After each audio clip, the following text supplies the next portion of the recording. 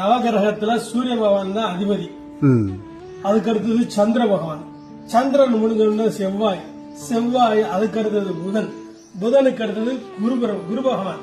குருவுக்கு அடுத்தது சுக்கிரன். சுக்கிரனுக்கு அடுத்தது சனி பகவான். சனி பகவானுக்கு அடுத்தது ராகு. ராகுக்கு அடுத்தது கேது. இந்த நவகிரகங்களையும் வலம் வரும்போது 7 சுத்து இப்படியாகவும் வலமாகவும் 2 சுத்து இடமாகவும் சுத்தணும். இது சாயா கிரகங்கள், இது நிழல் கிரகங்கள். இந்த 7 பேருக்கு தான் உருவம் இருக்கு. இந்த 2 கிரகத்துக்கு உருவம் இல்லாதது.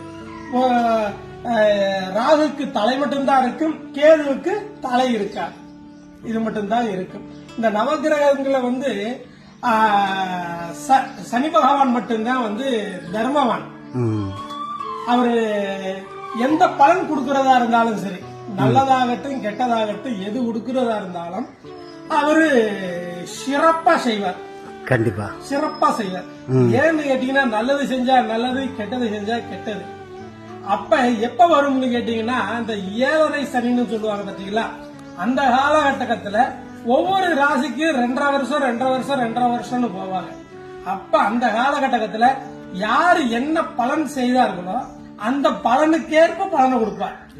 இவருடைய குருநாதர் யாருன்னு கேட்டீங்கன்னா காலபைரவர், மகா காலபைரவர்.